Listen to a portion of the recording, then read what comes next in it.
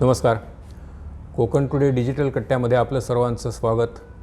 आज आपण एका वेगळ्या विषयावरती चर्चा करण्याकरता इथे जमलो आहोत. गेली काही दिवस आपल्या सरकारच्या, भारत सरकारच्या डोळ्यासमोर कोकणातला एक वेगळा विषय आहे, तो म्हणजे काथ्या उद्योग. इथे कोकणामध्ये नारळाची झाडं भरपूर असतात याची सर्वांनाच कल्पना आहे. आणि या नारळाच्या झाडांपासून, नारळाला आपण कल्पवृक्ष म्हणतो कारण नारळाचं संपूर्ण झाडच, केवळ फळ किंवा काही पानं एवढाच भाग नव्हे तर ते संपूर्ण झाड कसं उपयोगी पडतं हे कोकणातल्या लोकांना वेगळ्या प्रकारे सांगण्याची काही जरूर नाही. आणि त्याचा एक बराचसा भाग आपण खरोखरच वापरतो का असा प्रश्न आहे. कारण आपण ते श्रीफळ म्हणून वापरतो, खाण्याकरिता नारळाचे पदार्थ करतो, नारळाचं पाणी पितो, शहाळ्याचं पाणी पितो. झावळं, आता अलीकडे काय झालेलं आहे की झावळांचा छप्पर म्हणून जो उपयोग व्हायचा तोही कमी झालेला आहे. झावळापासून जी झाडू केली जाते तेवढ्यापुरता त्याचा उपयोग आता मर्यादित काहीसा राहिलेला आहे.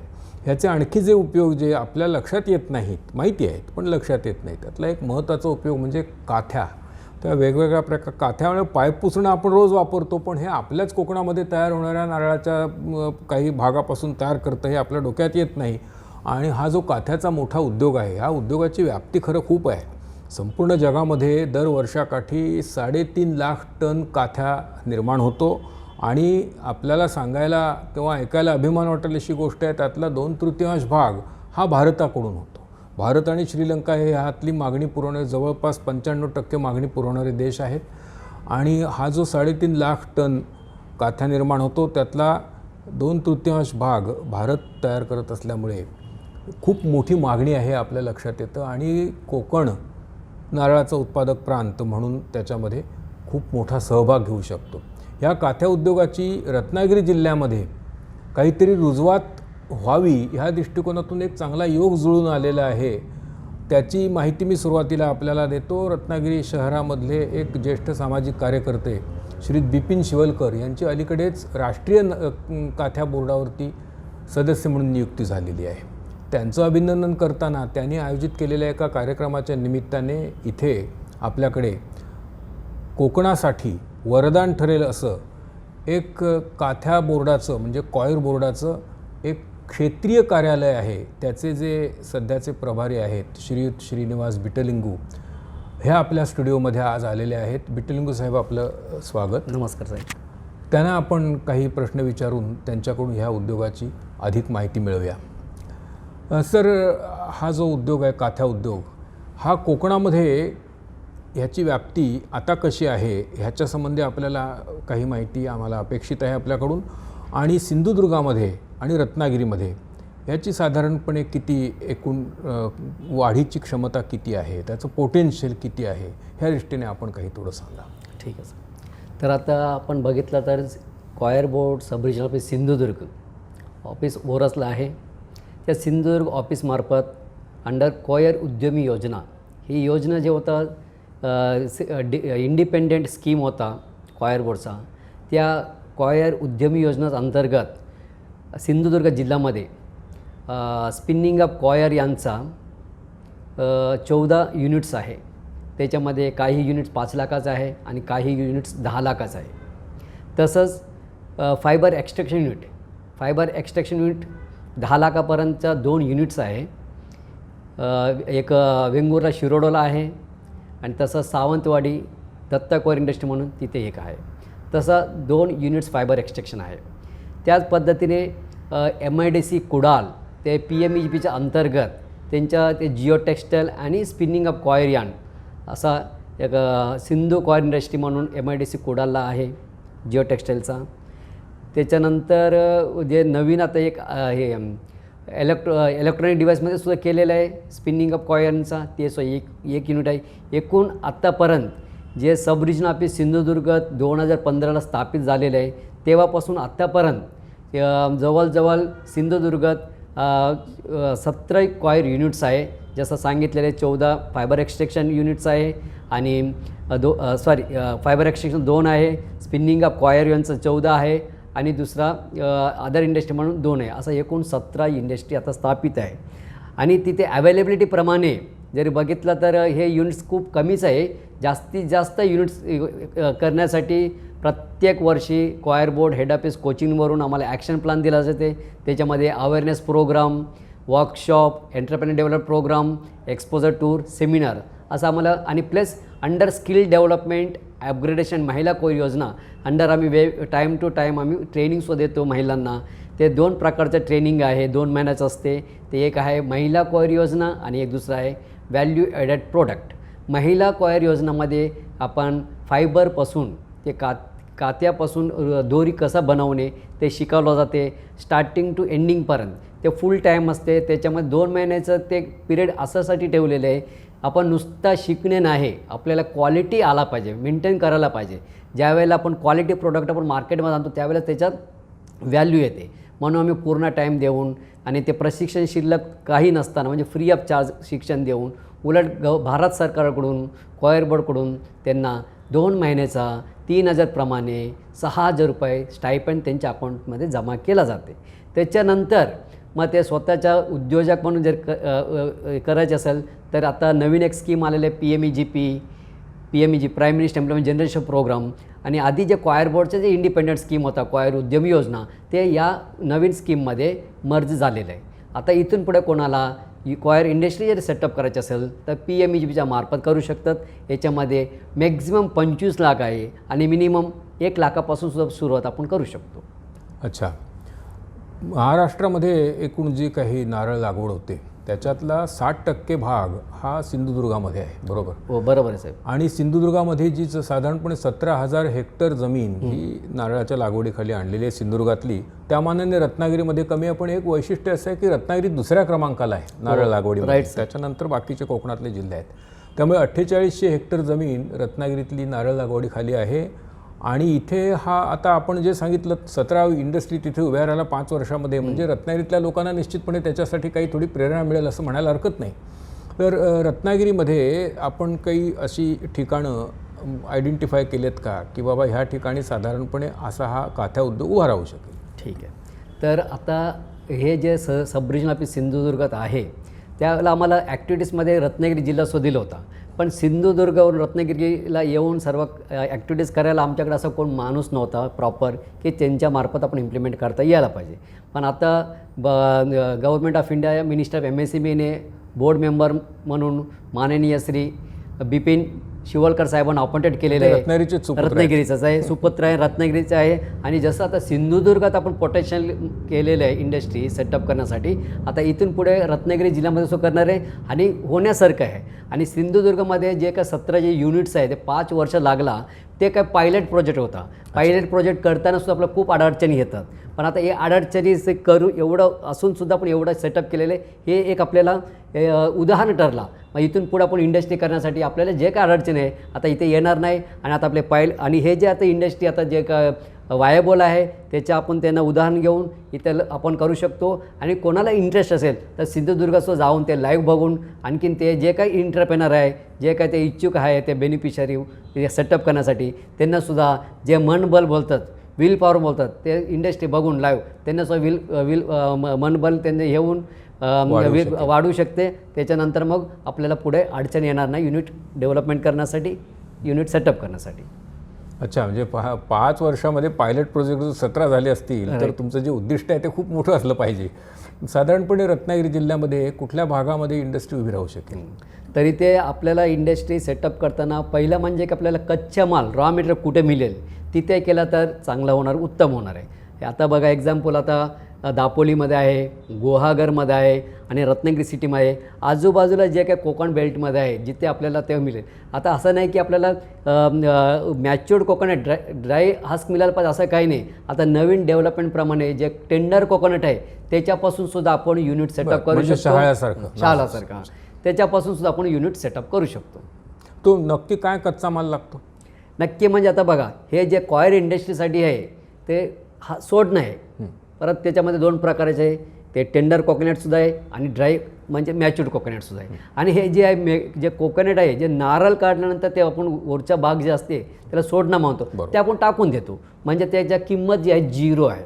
तसं टेंडर कोकोनटसुद्धा जे आहे टेंडर कोकोनट आपण पाणी पितो त्याच्यानंतर ते आपण वेस्ट म्हणून बरोबर. पाठवून देतात. अच्छा, म्हणजे ते पाणचुलीसाठी आम्ही ते सोडण वापरतो, त्याचा आता त्याला एक चांगली व्हॅल्यू आलेली हो, आहे. व्हॅल्यू आहे. बघा आपण जे आपल्यासाठी जे इंडस्ट्रीसाठी जे काही व्हॅल्यू वेस्ट आहे, स्क्रॅप म्हणतो, म्हणजे त्याच्या काही व्हॅल्यू नाही, ते स्क्रॅपमधून आपण याच्यामध्ये वेस्टेजपासून वेल्थ निर्माण करणार, असं हे कॉयर इंडस्ट्रीचं वैशिष्ट्य आहे. अच्छा, हे काय डब्ल्यू पासून दुसऱ्या डब्ल्यू पर्यंत जाण्याची जी काही पुढी आहे ती आपण एका छोट्याशा जाहिरातीच्या ब्रेक नंतर ऐकू. चिपळूण येथील प्रसिद्ध डॉक्टर दाभाडे यांचा ओमकार दातांचा दवाखाना अत्यंत प्रगत तंत्रज्ञानाने युक्त अशा स्ट्रॅटेजिक इम्प्लांट इमिडिएट लोडिंग इम्प्लांटच्या मदतीनं 72 तासात फिक्स दात बसवून घ्या. डॉक्टर दाभाडे यांचा ओमकार दातांचा दवाखाना ॲडव्हान्स इम्प्लांट आणि smile design centre, Mahavir market, Bhogale, Chiplun. Phone number 02355 253 620, mobile 97 65 84 58 75.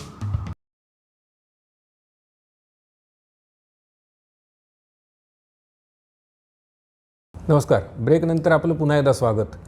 आपण श्रीनिवास सरांना काही आणखी चांगले प्रश्न विचारणार आहोत, जेणेकरून ह्या संपूर्ण कॉयर इंडस्ट्रीचा आपल्याला उलगडा होईल. हे कॉयर इंडस्ट्री म्हणजे साधारण एखादा कारखाना त्याचा काढायचा झाला काथ्या बनवण्याचा, तर पहिली गोष्ट अशी आहे गुंतवणूक आणि जागा. तर त्यासाठी जागा आणि गुंतवणूक ह्या दोन्ही गोष्टी साधारण किती लागतात, एक कमीत कमी इंडस्ट्री काढायची झाली, आणि त्याच्यामध्ये किती माणसांना रोजगार मिळू शकतो? ठीक आहे. तर आता बघितलं गेलं आहे, बघा आपल्याकडे जे कच्चा माल आहे, आपला मेन जो ऑब्जेक्टिव्ह काय आहे, जे वेस्ट आहे ते वेस्ट मॅनेजमेंटमधून वेस्ट आपल्याला कमी करायचं आपलं ते धोरण आहे. मग ते वेस्ट कमी करण्यासाठी आपल्याला जे कच्चा माल अवेलेबल आहे, टेंडर कोकोनट म्हणा किंवा सोडणा म्हणा, ते ड्राय हॅक्सचा, ते ड्राय हॅक्स आपण कलेक्ट केलं म्हणजे काय अर्थ, ते वेस्टेज आपण क्लिअर केलेलं आहे. मग ते वेस्टेजपासून फायबर एक्स्ट्रॅक्शन युनिट जरी आपण केला, त्याच्यामधून आपण कॉयर फायबर आणि कोकोपीट असं 2 वस्तू निर्माण होणार, व्हॅल्यू ॲडिशन प्रोडक्ट. आणि ह्या मशिनरीची किंमत खूप कमी आहे. तसं आपण छोटी जरी आपण करायचं असेल, त्याच्या क्षमतेवरती अवेलेबल आहे. आता जरी आपल्याला दिवसा जरी आपल्याला 5 एकर जरी नारळ मिळत असेल, सोडणा ड्राय असून द्या किंवा टेंडर कोकोनट असून द्या, तर आपण छोटीशी मशीन 2,60,000 मध्ये मशीन मिळेल. त्याच्यानंतर आणखी त्याला असेसरीज मशिनरी पकडून 3 लाख रुपये गुंतवणूक मशिनरी आपण घेऊ शकतो. तसंच आणखीन दुसरा शेड बांधकाम करण्यासाठी, त्याच्यानंतर मग परत आपल्याला स्टोरेज करण्यासाठी कमीत कमी 1500 स्क्वेअर फीट जरी असलं तर आपण तेवढ्या जागामध्ये आपण प्रोडक्शन करू शकतो. बांधीव जागा लागते, बांधीव जागा. त्याच्यानंतर जे आपलं फायबर निघणार आहे, परत पुन्हा फायबर आहे ना, त्याच्यामध्ये सुद्धा पहिलं जे फायबर निघणार आहे ते निघाल्यानंतर मग परत आपल्याला सॉर्टिंग करायला लागणार. त्याच्यामध्ये लॉंग फायबर किती येणार, म्हणजे शॉर्ट म्हणजे बेबी फायबर किती येणार, आणि त्याच्यानंतर मग आपल्याला जे कोकोपीट आहे, कोकोपीटमध्ये सुद्धा कधी फायबरचं मिक्स असते. मग ते सर्व करण्यासाठी कोकोपीटला क्लीन करण्यासाठी एक स्क्रीनर म्हणून आहे. त्या स्क्रीनरमध्ये केलं की जेवढं आहे कोकोपीट ते एका ठिकाणी पडणार, आणि जे फायबर राहिलेले ते आपण सेपरेट करू शकतो. तसंच आता फायबर निघालेले, ते फायबरसुद्धा आपल्याला सॉर्ट आउट करायला पाहिजे, क्लीन करायला पाहिजे. का कधी ते गाठी असतात, मग गाठी असेल तर ज्यावेळेला आणखी फर्दर प्रोसेस करायला गेला किंवा आपण मग परत ते फायबर पण विकायला गेला तर मग मागणी आपल्याला कमी येणार, का तुमच्या ते माल बरोबर नाही, क्वालिटी नाही म्हणून. मग ते क्वालिटी फायबर करण्यासाठी आपल्याला परत क्लीन करायला लागेल. त्या क्लिनिंगसाठी एक विल्लोईंग मशीन आहे, त्या विल्लोईंग मशीनचा एक घ्यायला लागेल, त्याच्या एक 50,000 रुपये. म्हणजे हे सर्व युनिट जरी आपल्याला सेटअप करायचे असेल तर मेशनरीची कॉस्ट आपण 5 लाखामध्ये करून, आणि त्याच्यानंतर मग कन्स्ट्रक्शनचं 2 लाख करून, जागा आपला स्वतःचा असलेला मग 7-8 लाखमध्ये आरामात आपण करू शकतो. प्रकल्प होऊ शकतो, प्रकल्प आरामात होऊ शकतो. जागा जमीन वेगळी त्याच्यामध्ये. अच्छा, आपण आता एक उल्लेख मगाशी केलात की 5,000 सोडण लागतं. तर आता कसं आहे, नॉर्मली सोडण ही 1, 2, 3, 4 अशी मोजली जात नाहीत, तर ह्याचं काही किलोमध्ये प्रपोर्शन सांगता येईल का? ठीक आहे, अंदाज आहे, एक आकार वेगवेगळा त्याचा असतो, पण एक ढोबळ मानाने अमुक ते अमुक इतक्या किलोमध्ये इतके प्रॉडक्ट होऊ शकतं, आणि लांबी त्यात रोपची लांबी म्हणा असं. तर आता आपण असं उदाहरण पकडूया. आता जे काय हे वेस्टच आहे, ज्यावेळेला आपण ते वेस्ट आपण खरेदी करताना किंवा कोणाला आपण ते त्याच्या काय किंमत जर देत असेल तर ते काय आपल्याला किलो हिशोबाने असं काय वेटिंग करण्यासाठी काही नसते. मग आपण काय करायचं, बाबा नगावरती घेऊ. आता जे टेंडर विकणार आहे त्यांना माहीत असेल दिवसा आपण किती नग विकलाय, बरोबर. मग ते जर आपण नगाप्रमाणे दिलं त्यांना हिशोबाला ते बरं पडणार, आपल्याला हिशोबाला बरं पडणार. तर आपण जरी एक नगाला जरी जास्तीत जास्त 1 रुपये देऊन सुद्धा जर घेतला तरी आपल्याला काही नुकसान नाही येणार, बरोबर आहे. तर आता बघा, आता समजा आपण खरेदी करून घेतला 1 रुपयाप्रमाणे, जर आपल्याला ते प्रोसेस करून मग 1 किलो फायबरसाठी किती आपल्याला सोडणं लागणार. म्हणजे आउटपुट काय निघणार आहे ते आपण बघूया. तर आपल्याला 1 किलो फायबर करण्यासाठी आपल्याला 13 नग लागणार सोडणं. बरं. ते आपल्याला छोटी असून दे मोठी असून दे ॲव्हरेज 13 पकडायचा. मग 13 नग आपण जरी आपण मशीनमध्ये टाकला एक्स्ट्रॅक्शनसाठी मग आपल्याला 1 किलो फायबर निघणार आणि दुसऱ्या साईडला कोकोपीट निघणार आहे. म्हणजे आता आपण जे कॅल्क्युलेशन केलं आपलं आउटपुटचं किती व्हॅल्यू आहे, आपण जरी कॉयर फायबरचं जर आपण बघितलं आजच्या डेटला की मार्केटमध्ये आपण विकायला गेला तर 25 रुपये किलो आहे. आपण 25 किलो रुपये न पकडता 20 रुपये जरी पकडला आपण ज्यावेळेला इन्कम जनरेशनसाठी तर हे 20 रुपये आपल्याला ते फायबरचं आपल्याला मिळेल. त्यानंतर जे कोकोपीट आहे आपल्याला 2 किलो मिळेल. मग कोकोपीटचा 1 किलोचा 5 रुपये पकडला तर ते 10 रुपये मिळेल. म्हणजे 20 आणि 10 30 रुपये आपल्याला इन्कम जनरेट होऊ शकते. आणि ह्याच्यामध्ये आपल्याला लेबरसुद्धा आपण 2 ते 3 माणसांना आरामात आपण रोजगार देऊ शकतो. अच्छा, म्हणजे ते काथ्याचा जो फायबर धागा आहे तो त्या सोडण्यापासून काढणं हा पहिला टप्पा झाला. आता पुढे त्या धाग्याचं काय करायचं, तो विणायचा कसा आणि त्याच्यासाठी काथ्याचे तो जो फायबर लूज आहे तो म्हणजे आता आपण असं डोळ्यासमोर आणू शकतो का साहेब की बाबा नारळ जेव्हा फोडला जातो तेव्हा जी किशी लांब निघते ती किशीचा जो एक तंतू आहे तो फायबर आहे. पण तो विणल्यानंतर त्याचा जो काही दोर तयार होईल किंवा पाईप पुसणं तयार होईल मग तो पुढचा टप्पा आहे. राईट, ते सेकंडरी. म्हणजे आता आपण काय करायचं, कोणाला करायचं असेल तर जिथे आपल्याला अवेलेबल आहे ते रिसोर्स कच्चा माल घेऊन त्यानंतर 2 प्रोडक्ट बनवला. मग ते 2 प्रोडक्ट त्यांना मार्केटिंग करायचं आहे. तर ते मार्केटिंग कुठे करणार आणि असंच आपण जर आपल्याला दुसरा युनिट जरी आपल्याला उभा करायचं असेल त्यांना सांगायचं की तुम्ही स्पिनिंग ऑफ कॉयर यांचं युनिट करा. अच्छा, म्हणजे त्यांच्यासाठी एक कच्चा माल आहे. म्हणजे ह्यांच्या जे मार्केटिंगचे आहे ना प्रॉब्लेम सॉल्व्ह होणार तिथला तिथे. आणि त्यांना जे कच्चा माल लागणार कॉयर फायबर लागणार ते त्यांच्याकडून कलेक्ट करू शकतो. अच्छा, म्हणजे ही अशी एक कलेक्टिव्ह इंडस्ट्री, कलेक्टिव्ह आहे. 2-4 लोक वेगवेगळ्या क्लस्टर पद्धतीचं एकाने एका टप्प्यापर्यंत दुसऱ्या टप्प्यात तिसऱ्या टप्प्यात अशा प्रकारे असे साधारण किती टप्पे असतात? तसं 33 प्रकारचे प्रोजेक्ट आहे आपल्याकडे. पण आता महाराष्ट्रामध्ये फक्त आता 4 प्रोजेक्ट करतात. जसं की fibre extraction, spinning of coir yarn, त्यानंतर कॉयर पिथ ऑर्गॅनिक मॅन्युअर आणि कॉयर पिथ ब्लॉक बनवतात. बरं, असं त्यातून काय प्रॉडक्ट तयार होतं? तेच आहे. आता फायबरपासून दोरी बनवतात. मग दोरीपासून आता जिओ टेक्सटाईलचा आता आपला हर्षवर्धनचा एक युनिट आहे MIDC कुडालमध्ये, ते भूवस्त्र बनवतात. अच्छा, मग त्याच्यानंतर आणि ते दोरीपासून आपण दुसरा मॅटिंग, वेलकम मॅट, कार्पेट्स असं खूप बनवू शकतो. ते आपल्यावर डिपेंड आहे काय वस्तू बनवायचं आहे. पण महाराष्ट्रामध्ये आता हे फक्त दोरी बनवतात आणि जिओ टेक्सटाईल्स असं 2 आहे. अच्छा, आणि दुसऱ्या बाजूला जे कोकोपीट आहे ते कोकोपीट ब्लॉक बनवतात. ते कोकोपीट ब्लॉक याच्यासाठी बनवतात की कम्प्रेस करून की हे जे कोकोपीट म्हणजे त्याच्या वेटलेस आहे, त्याच्या क्षमता खूप कमी आहे. आता 1 किलो जर आपण धरला तर असं बल्की आयटम होणार आहे. मग ते बल्की आयटम 1 किलो दुसऱ्याकडे ट्रान्सपोर्टेशन करायचं असेल तर त्या ट्रान्सपोर्टेशन चार्जेस जास्त होणार हे प्रोडक्टच्या किंमतपेक्षा. मग ते आपल्याला करण्यासाठी आपल्याला ओव्हरहेड एक्सपेंडिचर कमी करण्यासाठी आपण त्याला कम्प्रेस करून कॉयर पिथ ब्लॉक बनवू शकतो. आणि हे कॉयर पिथ ब्लॉक आहे आपला एक्सपोर्टसाठी खूप मागणी आहे. आणि एक्सपोर्ट कधी करू शकतो, ज्यावेळेला आपण फिनिश प्रोडक्ट आणि असं कम्प्रेस करून पाठवलं ना, ओव्हर एक्सपेंडिचर कमी होणार ट्रान्सपोर्टेशनचा आणि आपला मागणीसुद्धा चांगला मिळणार, क्वालिटीचं कंट्रोल होणार. ते कोणत्या उद्देशाने जास्ती करून वापरले जातात, त्यात काय तयार केलं जातं? जे कोकोपीट जे आहे ते सॉईल सबस्टिट्यूट आहे.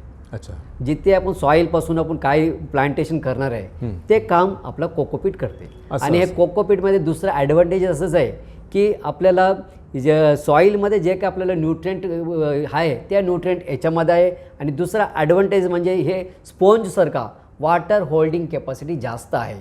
म्हणजे एखादी प्लांटला 2-3 दिवस जर आपण पाणी नाही दिला तर हे पाणी ह्याच्यामध्ये जे साठलेलं आहे ते पाणी झाड शोषून घेते. त्याच्यानंतर आणखीन ग्रोईंगसुद्धा फास्ट होते. हे एक चांगलं आहे. अच्छा, तिथे आपण आपलं आत्ता जे एक लहानसं शिबिर झालं त्या शिबिराच्या ठिकाणी आपण एक छोटं प्रदर्शन मांडलं होतं वेगवेगळ्या वस्तूंचं. त्याच्यामध्ये काथ्यापासून तयार केलेली पायपुसणी होती किंवा आणि त्याच्यात छान गणेश मूर्तीसारख्या आकर्षक वस्तू पण होत्या, काही असे मोठे ट्रे होते.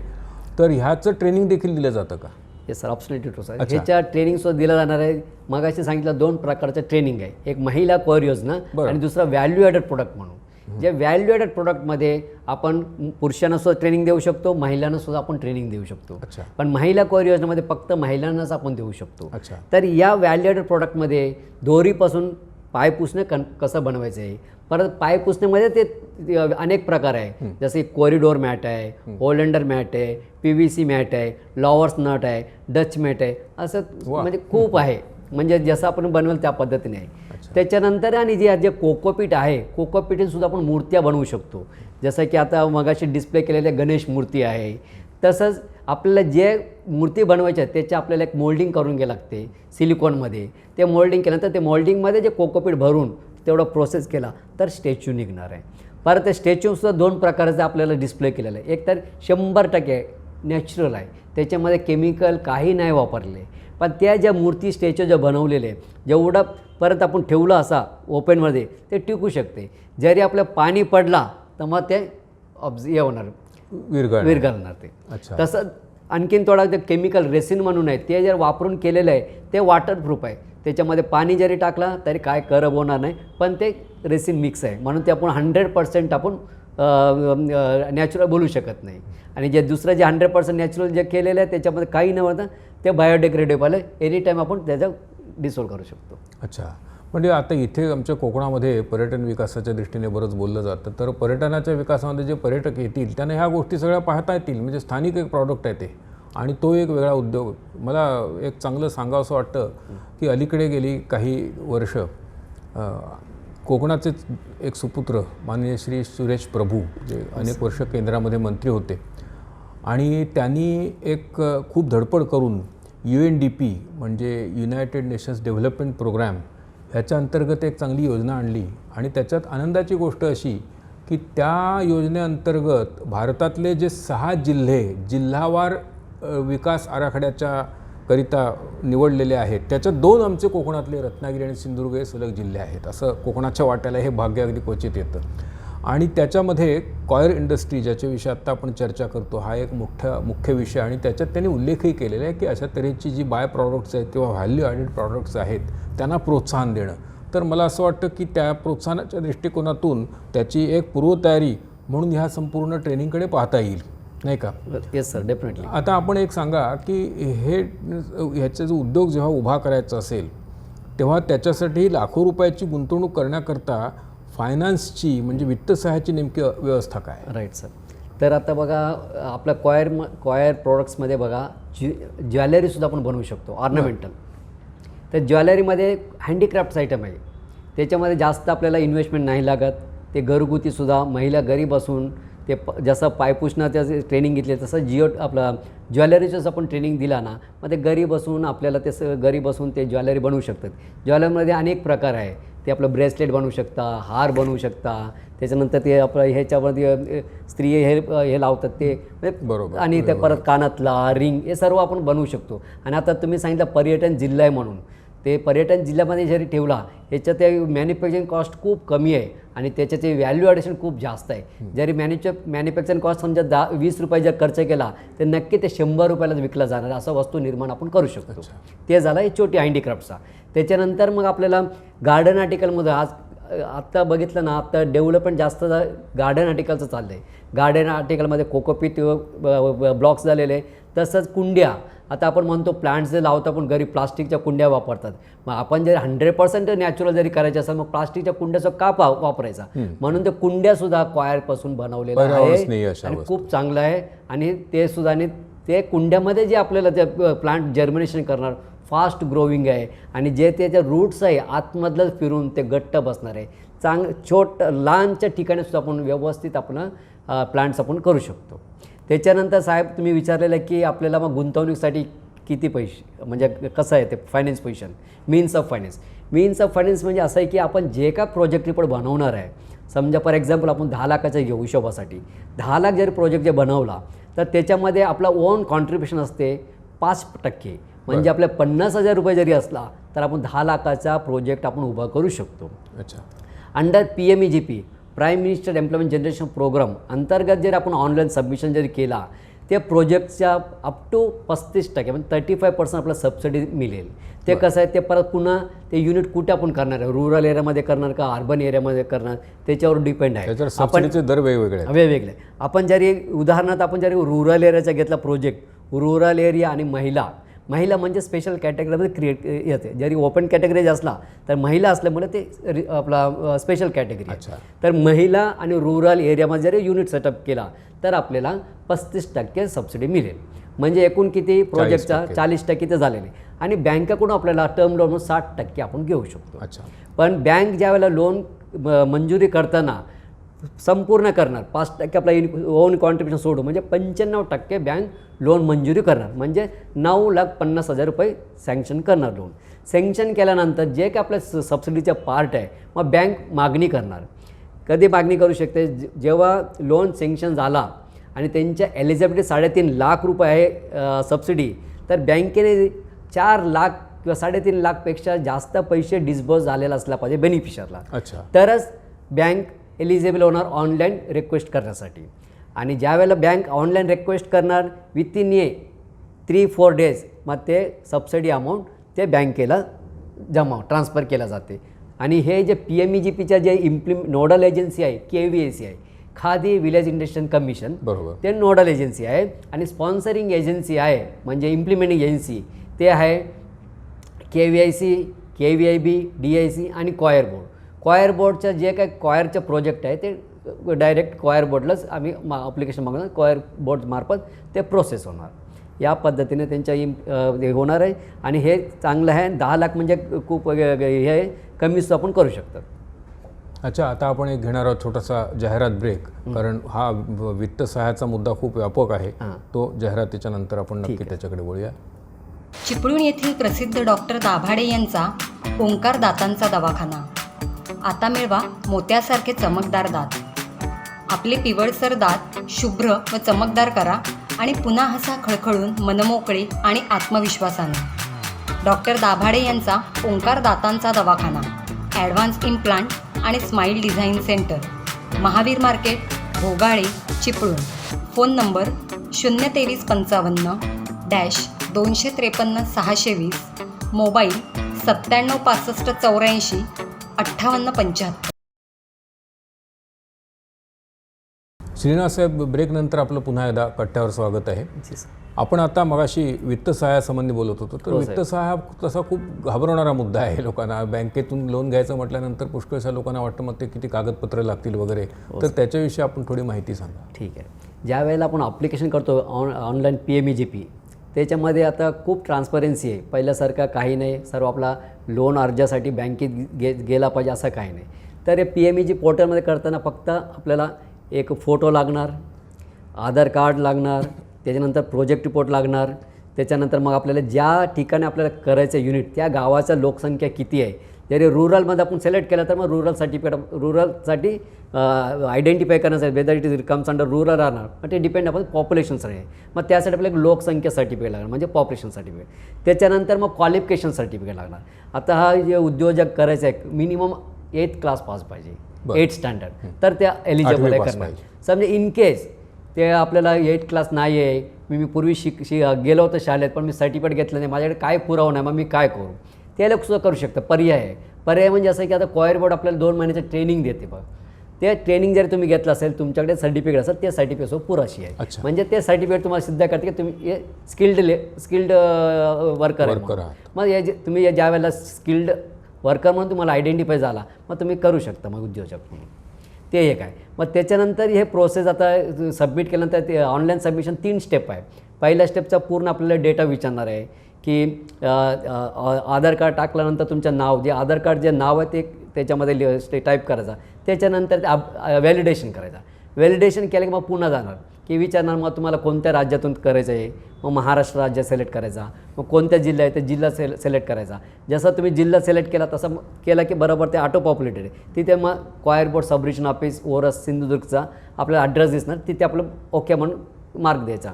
मग त्याच्यानंतर मग पुढे विचारणार मग तुमच्या प्रोजेक्ट रुरलमध्ये ते कार्बनमध्ये ते. मग जरी लोकसंख्या सर्टिफिकेट तुमच्याकडे असलं तर लगेच तुम्ही रुरलमध्ये तुम्ही मेन्शन करू शकता. मग रुरल मग परत पुढे विचार मग तुमच्या प्रोजेक्ट कॉस्ट किती आहे. प्रोजेक्ट कॉस्टसाठी तुम्ही ऑलरेडी प्रोजेक्ट रिपोर्ट बनवलेलं असेल, मग त्या प्रोजेक्ट कॉस्ट म्हणजे जे तुम्ही त्याच्यामध्ये बनवलेलं आहे, मग प्रोजेक्टर असणार ते परत 2 कॉम्पोनंट असते प्रोजेक्ट रिपोर्टमध्ये. एक असते कॅपिटल एक्सपेंडिचर आणि दुसरं असते वर्किंग कॅपिटल म्हणून. हे जे कॅपिटल एक्सपेंडिचर असते म्हणजे तुम्ही जे युनिट करणार आहे ते कोणत्या प्रकारचे ॲक्टिव्हिटी आहे, भांडवली मॅन्युफॅक्चरिंग गुंतवणूक आहे हां, मग तुम्हाला काय काय मशिनरी लागणार आहे ते ज्यावेळेला प्रोजेक्ट रिपोर्ट तुम्ही बनवणार ते टेंटेटिव्ह तुम्ही मशिनरीचा कॉस्ट त्याच्यामध्ये लिहिलेलं असणार. ते कॉस्ट आणि ते बांधकामाचे कॉस्ट किती होणार ते दोन्ही मिळून आपल्याला कॅपिटल एक्सपेंडिचर होते.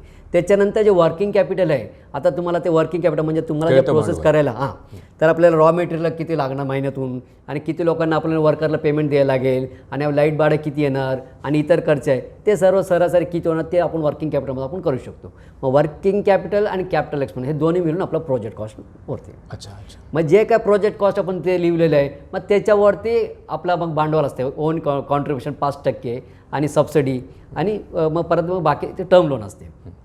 आता पुन्हा मग नंतर ते झालं की मग परत विचारणार आपल्याला मग मला जे लोन प्रोसेस करायचं आहे कोणत्या बँकमार्फत करायचं आहे. त्याच्यामध्ये नॅशनल बँक आहे, फॉरेन बँक्स आहे, कोऑपरेटिव्ह बँक्स आहे. मग तुम्ही सिलेक्ट करा जे तुमच्या जिथे अकाउंट असेल त्याच अकाउंट सिलेक्ट केलं म्हणजे खूप चांगलं असते. For example bank of Maharashtra आहे, मग तुम्ही बँक ऑफ महाराष्ट्र सिलेक्ट करा. मग त्याच्यानंतर मी विचारणार मग कोणत्या ब्रँचमधून तुमच्या लोन प्रोसेस करायचं आहे, मग ते ब्रँच निवडायचं. ते असं ऑटो पॉप्युलेट आहे. तिथे जाऊन फाईंडमध्ये जाऊन तुम्ही जर बघितलं ना जिल्ह्याचं नाव टाकलं की जिल्ह्यामध्ये किती ब्रँचेस आहेत ते दिसणार. मग त्याच्यामध्ये तुम्ही बघायचा कोणत्या तो आपल्याला ब्रँच पाहिजे तिथे क्लिक केलं मग ते ऑटोमॅटिक इथे आपल्याला ऑटो पॉप्युलेटेड होणार. मग त्याच्यानंतर मग शेवटी मग तुम्हाला सांगणार की सबमिट करा म्हणून, सेव्ह करून सबमिट करा.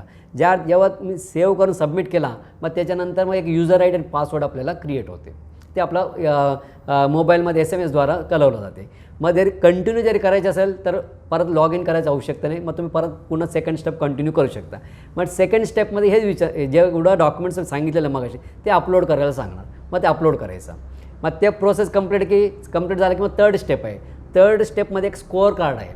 त्या स्कोअर कार्ड म्हणजे बँकेला जे लागणार आहे लोन सँक्शनसाठी हे स्कोअर कार्डमध्ये सर्व प्रश्न ते त्यांना विचारायचं आधी इंटरव्ह्यू होता. आता इंटरव्ह्यू सिस्टम गेलेले म्हणून ते स्कोअर कार्डचं सिस्टम आलेलं आहे. स्कोअर कार्डमध्ये जे काय प्रश्न होते प्रश्नाच्या उत्तरचं खालीच आहे.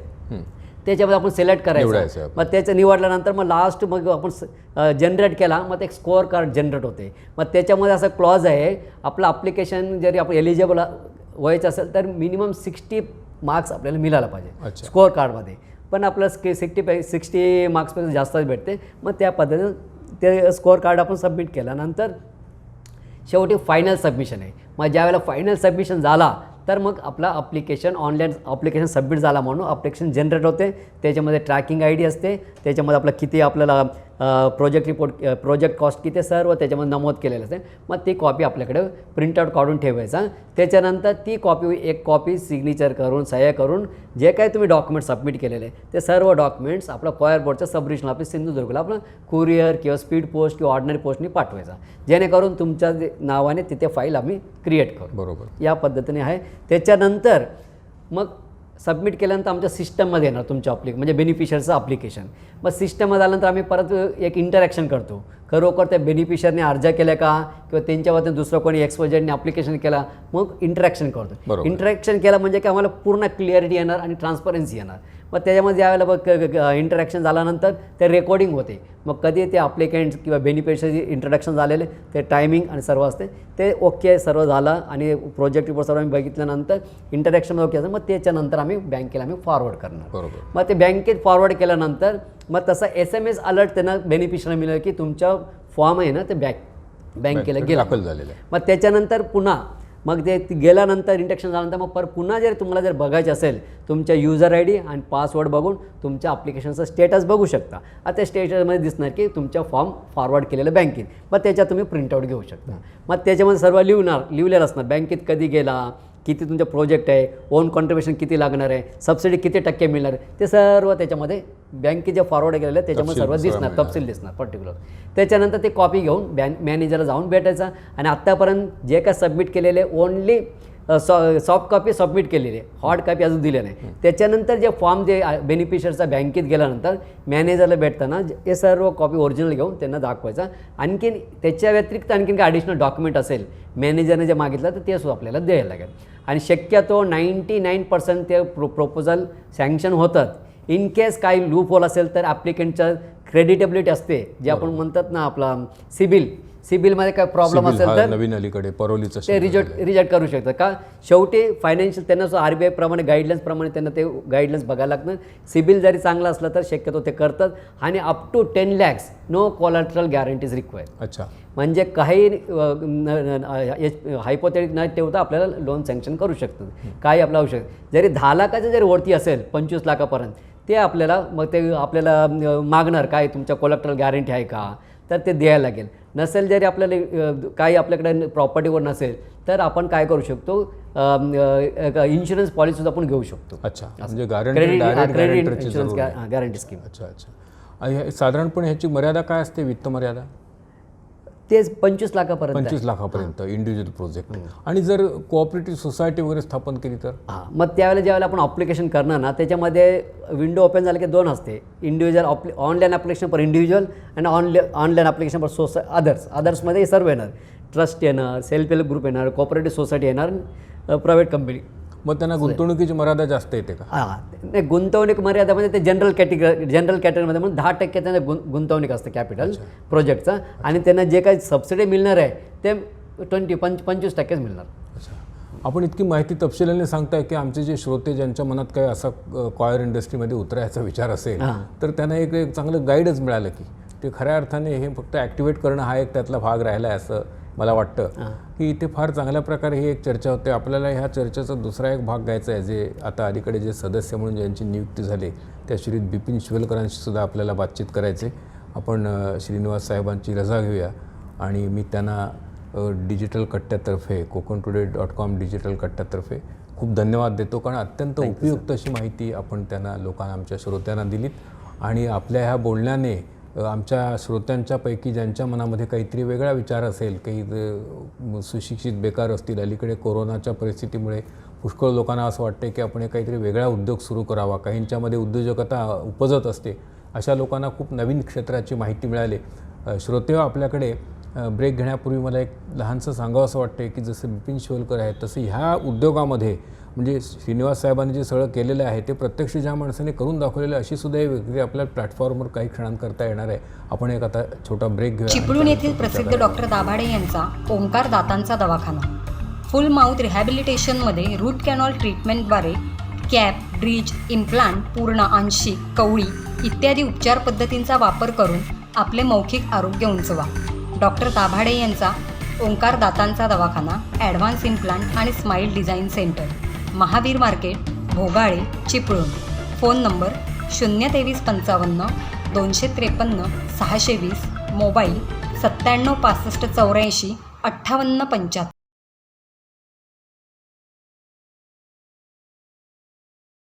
नमस्कार श्रोतेहो, डिजिटल कट्ट्यामध्ये आपलं पुन्हा एकदा स्वागत.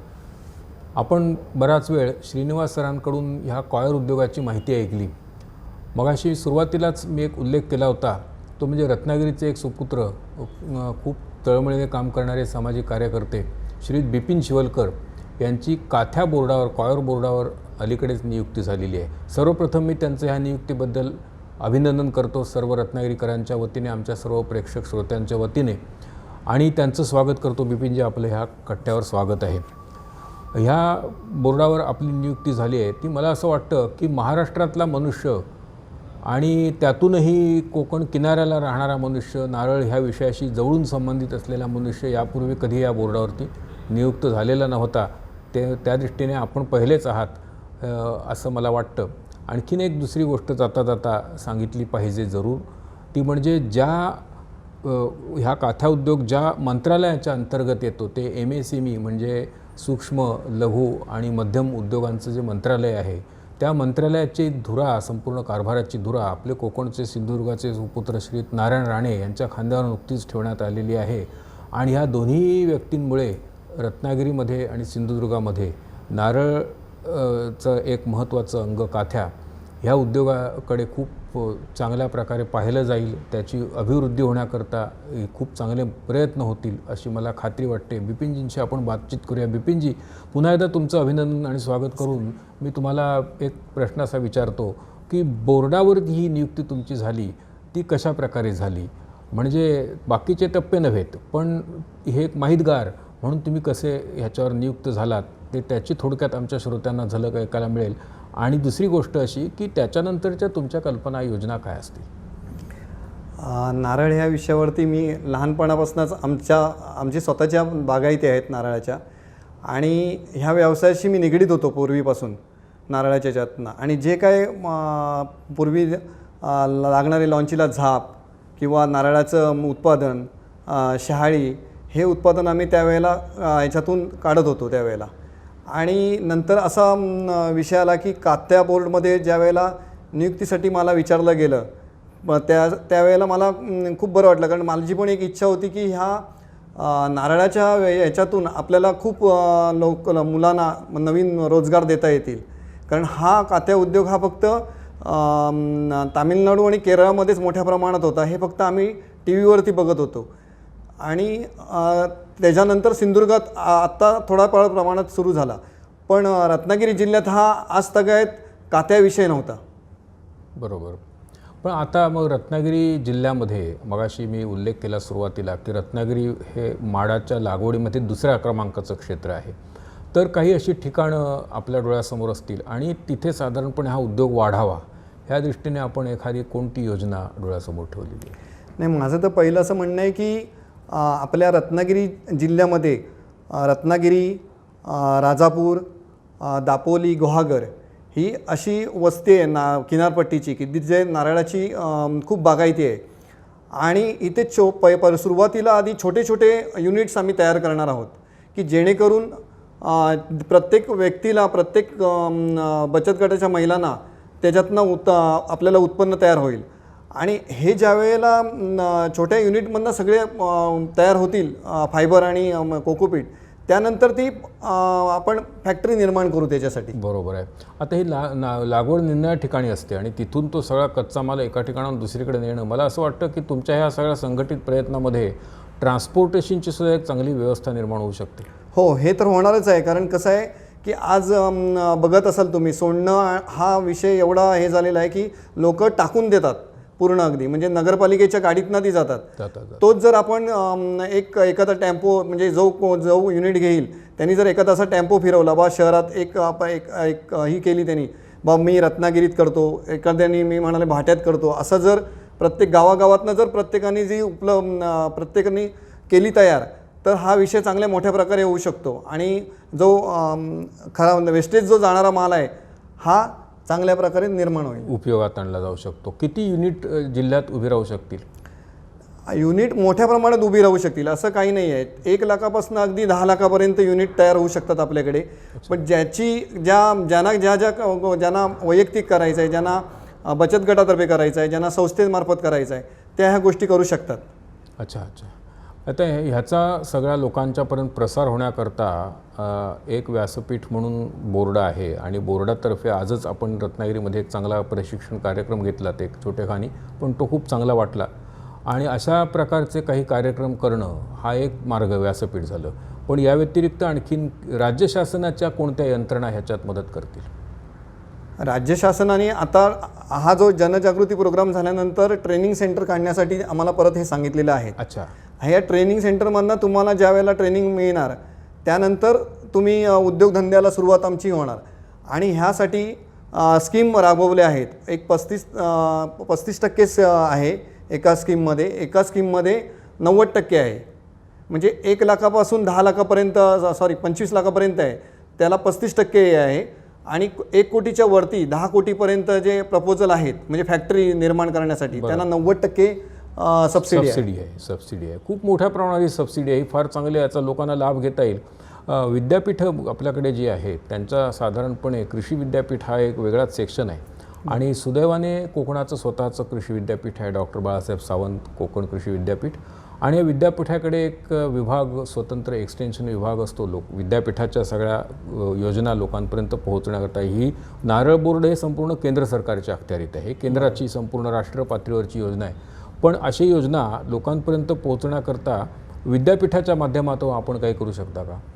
नाही, अजूनपर्यंत विद्यापीठाला संपर्क नाही झालेला आहे. अच्छा. पण भविष्यात तो मी करण्याचा प्रयत्न करेन. आज मी माझ्या पातळीवरती हे अवेअरनेस प्रोग्राम करतो आहे. कारण जोपर्यंत जनजागृती ह्या काथ्या उद्योगाची होत नाही तोपर्यंत आपण काही करू शकत नाही. आज रत्नागिरीत झाला आहे, उद्या दापोलीत करू, गुहागरमध्ये करू. आज रत्नागिरीतल्या लोकांना त्याची कल्पना आली आहे काय त्याच्यापासून आपण काय करू शकतो ते. आज ट्रेनिंगसाठी सुद्धा भरपूर लोकांनी ना 50 जणांचं असूनसुद्धा आज लोक जास्त होती, पण त्याच्यात लोकांनी आपली नावं दिली आहे ट्रेनिंगसाठी सुद्धा. आणि मला एक चांगलं बरं वाटलं की एक साधारण 3 तास आमचा प्रोग्राम चालला. 3 तासात कोण इकडचा तिकडे हल्ला नाही माणूस, आणि खूप चांगल्या प्रकारे ऐकून घेत होता. हे खूप बरं वाटलं, कारण त्यांना ते आवश्यक होतं असं मला ते त्यांच्या चेहऱ्यावरनं दिसत होतं. बरोबर, लोकांना काही नवीन माहिती असते की तेच उद्योग, त्याच्यापेक्षा काही वेगळ्या प्रकारचा जो उद्योग येत असेल. पण आता उद्योग करणं हे सोपं आहे, उद्योग उभा करणं त्या मानाने, म्हणजे काहीतरी करून फायनान्स मिळवायचा, बँकेतून प्रपोजल मंजूर करणं, सिबिल वगैरे चांगला असेल, काही वजनदार मनुष्य असेल तर तो हे करू शकतो. आणि बँकेत काही अडचण आली तर तुमच्यासारखे नेतृत्व जर चांगलं मिळालं तर खरोखरच त्या अडचणी पण दूर होऊ शकतात. पण शेवटी उद्योग केल्यानंतर जे उत्पादन असेल ते उत्पादन लोकांपर्यंत पोहोचण्याकरता एक चांगली अशी संघटित अशी बाजारपेठ पाहिजे. त्याच्यासाठी आपण काही योजना आखल्यात का? 100%. कारण रत्नागिरी जिल्ह्यातनं जे उत्पादन तयार होणार आहे ते माझ्या मते बाहेर न जाता रत्नागिरी जिल्ह्यातच संपेल, एवढी रत्नागिरीची बाजारपेठ आहे. रत्नागिरी स्थानिक बाजारपेठेतच संपेल असं माझा पहिला कयास आहे. पण त्याच्या पलीकडे जाऊन सुद्धा मुंबई मार्केट आहे आपल्या. आता महाराष्ट्रात भरपूर अशी आहेत मार्केट की मुंबईपासून आहेत, ते आपण करू शकतो. अच्छा, त्याच्यामध्ये फार कोणत्या गोष्टीने जास्त मागणी आहे? आता जास्त मागणी म्हणजे तुम्हाला सांगतो, जी वस्तूपासून कॉयर ज्या वस्तू तयार होतात त्याला मागणी आहे.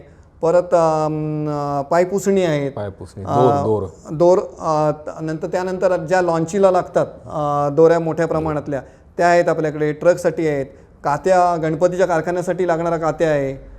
असे अनेक वस्तू आहेत. पण त्याच्या पलीकडे जाऊन आपल्याला जो प्लाय निर्मिती करायची आहे, जी रत्नागिरीत फॅक्टरीत, असे माझ्यासमोर 2-3 जणांनी आज नावं दिली की आम्हाला प्लायच्या ह्याच्यात उतरायचं आहे म्हणून फॅक्टरीमध्ये. तो एक मोठ्या प्रकारे जर व्यवसाय जर इथे निर्मिती झाली त्याची, तर मला वाटत नाही रत्नागिरीचं नाव मोठ्या ह्याच्यावरती जाऊन उपयोगी येईल का? कोकोपीटपासून जो आहे त्याच्यापासून प्लाय प्लायच्या. अच्छा. तुम्ही ज्या परिसरामध्ये, शहराच्या परिसरामध्ये जन्मलात आणि लहानाचे मोठे झालात, त्या परिसराचा इतिहास मरीनच्या दृष्टीने खूप मोठा आहे. आणि तिथे एकतर बंदर आहे आणि दुसरं म्हणजे तिथे रत्नागिरीतला पहिला जहाज बांधणीचा मोठा कारखाना, ऐतिहासिक कारखाना होता. आणि त्यामुळे तुम्हाला ह्या विषयाची बऱ्यापैकी माहिती स्वाभाविक असणार. तर तिथे जो काथ्यापासून तयार केलेला जो दोरखंड असतो त्याचा खरा स्पर्धक हा नायलॉनचा दोरखंड आहे असं तुम्हाला वाटतं का? नाही, नायलॉनपेक्षा उलट कात्याचं चांगलं आहे. कारण तुम्ही नायलॉनची ज्या वेळेला दोरी तुम्ही सहज हातात घेऊन बघा, ती आपल्याला हाताला लागते ती. बरोबर. ही उलट हाताला लागत सुद्धा नाही आणि ह्याचा चांगला उपयोग होतो याचा. पण ही मिळत नसल्यामुळे मिळत नसल्यामुळे नायलॉन म्हणजे पुरेसं प्रॉडक्ट बाजारात आणलं की हे आरामात नायलॉन बाजूला होईल. अच्छा, ही कल्पना चांगली आहे. ही लोकांपर्यंत पोहोचवण्याची गरज आहे. तुम्ही ही सगळी कल्पना लोकांपर्यंत पोहोचवत असताना निधीची नक्की काय तरतूद आहे? निधी हा केंद्र शासनातर्फे मिळणारच आहे. पण तो जो निधी मिळण्यासाठी जी मदत काय असेल ती आम्ही लोकांसाठी करणार आहोत. कारण मला ह्या क्षेत्रातलं पूर्ण माहिती आहे. बँकेचे लोन किंवा जे काय आपल्याला निधी जो आहे त्यासाठी कागदपत्राची जी काय पूर्तता आहे ती आमच्यामार्फत आम्ही करणार आहोत. अच्छा. त्यामुळे निधी मिळवणं हा एक म्हणजे सामान्य उद्योजकाला निधी मिळवणं आणि याच्यात ICE जे आहे, इन्फॉर्मेशन कॅम्पेन, त्याच्याकरिता तुम्हाला स्वतंत्र योजना केंद्राकडून आहेत का निधीची? हो, म्हणजे 100% अगदी. अच्छा, म्हणजे निधी राखीव जो आहे ह्याच्यासाठी निधी राखीव, ह्या कॉयर बोर्डसाठी निधी राखीव ठेवलेला आहे. आपले माननीय पंतप्रधानांनी ह्या कॉयर बोर्डसाठी निधी राखीव ठेवला आहे. आणि आता सुदैवाची बाब म्हणजे आपले कोकणातले सुपुत्र नारायणराव राणे दादा आपले त्या याच्यावर बोर्डावर आपल्या मंत्रालयावरती नियुक्ती झाल्यामुळे हे बोर्ड त्यांच्या अखत्रीत येतं. आणि मला असं वाटतं की त्यांनी रत्नागिरीत पहिल्यांदाच आल्याबरोबर त्यांनी कॉयर बोर्डवरतीच भाष्य केलं की कॉयरवरनं उद्योगधंदा मोठ्या प्रमाणात त्यांनी चालू करता येतील. आणि मला तशी भीती आता वाटणार नाही, कारण स्वतः दादा माझ्या पाठीमागे असतील आणि मी मोठ्या प्रमाणात तो जो कार्यक्रम आहे, जे काय उद्योगधंदे आहेत त्याच्यासाठी मी सदैव प्रयत्न करेन. अच्छा, आपण आता एक छोटासा जाहिरातीसाठी ब्रेक घेऊ आणि त्यानंतर लगेचच पुन्हा आपण मिळू. चिपळूण येथील प्रसिद्ध डॉक्टर दाभाडे यांचा ओमकार दातांचा दवाखाना अत्यंत प्रगत तंत्रज्ञानाने युक्त अशा स्ट्रॅटेजिक इम्प्लांट इमिडिएट लोडिंग इम्प्लांटच्या मदतीनं 72 तासात फिक्स दात बसवून घ्या. डॉक्टर दाभाडे यांचा ओमकार दातांचा दवाखाना ॲडव्हान्स इम्प्लांट आणि smile design centre, Mahavir market, Bhogale, Chiplun. Phone number 02355 253 620, mobile 97 65 84 58 75.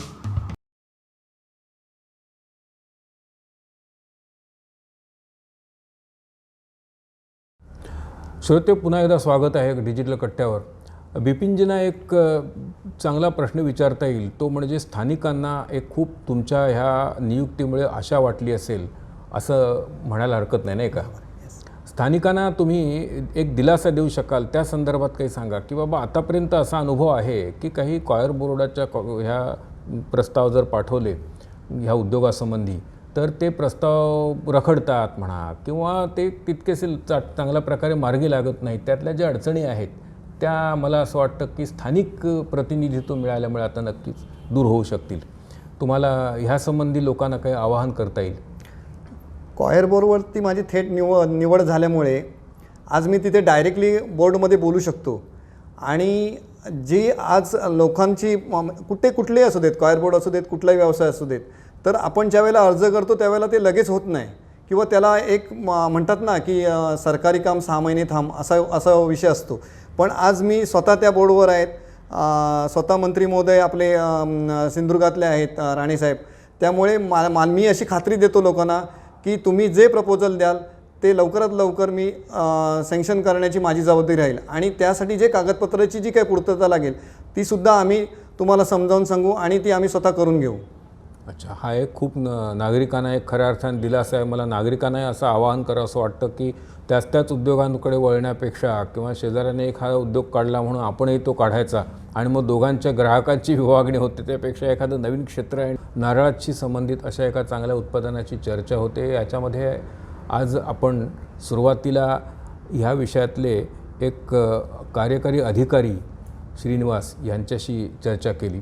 त्याच्यानंतर लोकप्रतिनिधी म्हणून आपण आज बिपिन शिवलकरांशी लगेचच चर्चा केली. आणि यानंतर आपल्याला आणखीन ह्या विषयात प्रत्यक्ष काम केलेले एक उद्योजक आहेत श्रीत हर्षवर्धन बोरावडकर म्हणून, त्यांच्याशी बोलायचं आहे.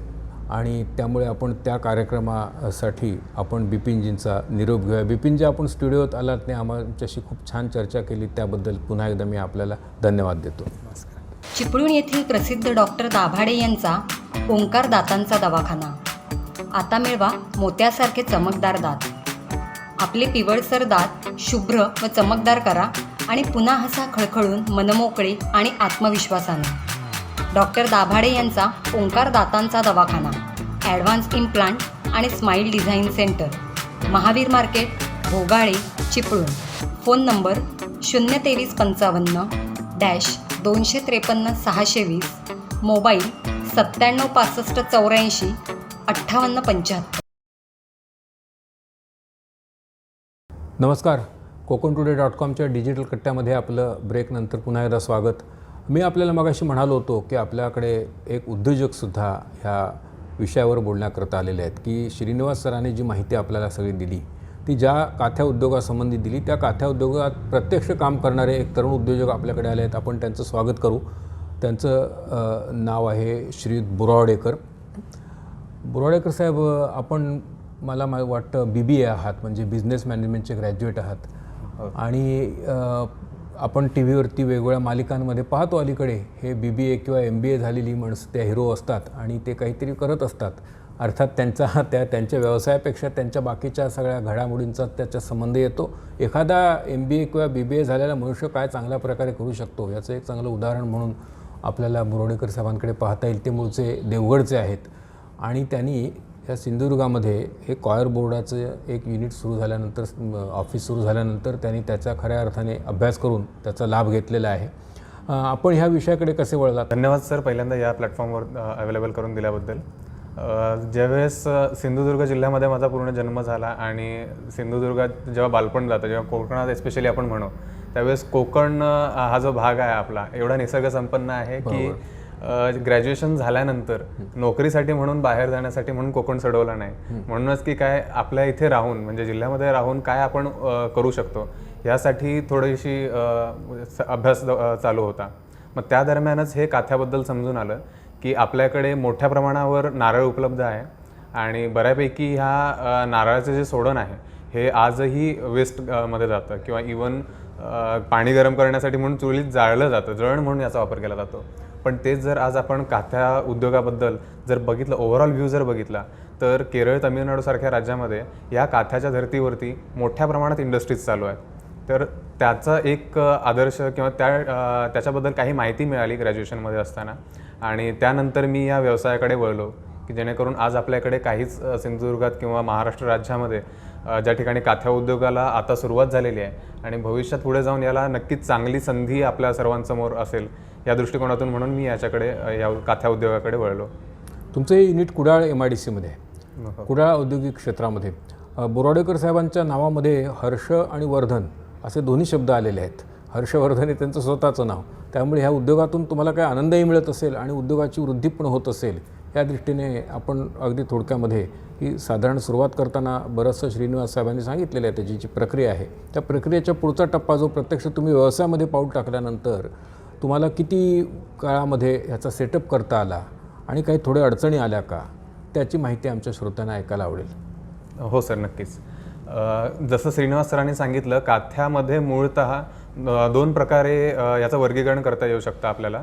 सर्वात प्रथम प्राथमिक म्हणजे त्या सोडणापासून, नारळाच्या सोडणापासून फायबर एक्स्ट्रॅक्शन करणे म्हणजे फायबर काढणे आणि त्यानंतर त्या मिळालेल्या फायबरपासून पुढे जाऊन दोऱ्या बनवणे किंवा त्यानंतर पुढे जाऊन पाय पुसणे किंवा रोल मॅटिंग्स बनवणे. तर सिंधुदुर्गात ज्यावेळेस 3 वर्षांपूर्वी मी युनिट्स सुरू करण्यासाठी अभ्यास केला होता त्यावेळेस काथ्याच्या सोडणापासून म्हणजे नारळाच्या सोडणापासून फायबर एक्स्ट्रॅक्शन करणारे जवळपास 2-3 कारखाने चालू होते. त्यामुळे आपण म्हटलं आपण ह्या प्रायमरी स्टेजमध्ये न जाता पुढची सेकंडरी प्रोसेसमध्ये जावं. अच्छा अच्छा. आणि अशा याच्यातून मग मी हे जे प्रायमरी प्रोसेसिंग जे करतात ह्या प्रायमरी प्रोसेसर्सकडून काथ्याचा जो फायबर आहे हा फायबर आउटसोर्स केला आणि या फायबरचा वापर माझा रॉ मटेरियल म्हणून करून त्याच्या पुढचे काथ्यापासूनची दोरी बनवणं असेल किंवा इवन त्याच्यापासून मॅटिंग्स बनवणं जसं जिओ टेक्स्टाईल याच्यामधून ह्या उद्योगाची सुरुवात केली. तुमची किती प्रॉडक्ट आहेत साधारण? सध्या सर आम्ही काथ्या म्हणजे कॉयर फायबरपासून कॉयर रोप बनवतो म्हणजे दोरी बनवतो, सुंब ज्याला म्हणतो आपण, ती दोरी. आणि त्यानंतर आपल्या ज्या रेग्युलर पायपुसण्या असतात त्या पायपुसण्या बनवतो आणि त्यासोबतच कॉयर जिओ टेक्स्टाईल हा प्रोडक्ट आम्ही इथे बनवत आहोत सिंधुदुर्ग. किती कामगार आहेत तुमच्याकडे? सध्या सर 5 कामगार आम्ही काम करत आहोत. मशिनरीज आहेत या फुल्ली ऑटोमॅटिक आहेत आणि त्यामुळे मॅनपॉवर आहे सुरुवातीला कमी लागते. तेवढ्या ह्याच्यामध्ये सध्या आम्ही प्रत्यक्ष रोजगार 5 लोकांना आपण देतो प्रत्यक्ष. आणि त्याच्या व्यतिरिक्त काही लोकांना अप्रत्यक्ष रोजगार मिळू शकतो का तुमच्या स्वतःच्या युनिटच्या माध्यमातून? हो, कारण प्राथमिक जे प्रोसेसिंग करणारे आहेत त्यांच्याकडून आम्ही कच्चा माल जो त्यांच्याकडून खरेदी करतो त्यामुळे त्यांना मोठ्या प्रमाणात तिथे एक मार्केट अवेलेबल डायरेक्टली त्यांच्या जिल्ह्यामध्येच होऊन जातं. पण ते आहेत. त्यानंतर पुढे जो मटेरियल पुढे ज्यावेळेस पास होतं त्यावेळेस याच प्रॉडक्टचा वापर करून पुढे ज्या इम्प्लिमेंटेशन ज्या ठिकाणी केलं जातं की म्हणजे जिओ टेक्स्टाईलचा वापर करून उद्या भविष्यात रोड कन्स्ट्रक्शनसाठी म्हणजे रस्ते तयार केले जातील तर त्यासाठी जो लागणारी मॅन पॉवर आहे ती ऑब्व्हियसली त्या भागातली लोकल माणसं असणार आहेत इम्प्लिमेंटेशन करणारी.